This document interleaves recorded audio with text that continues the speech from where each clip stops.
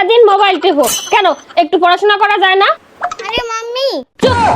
তুমি দেখো না তোমার বাবা কত কষ্ট করে তোমাদের জন্য ইনকাম করে আনে, আর তোমরা বসে বসে খালি মোবাইল দেখো? পড়াশোনা করলে কি হয়?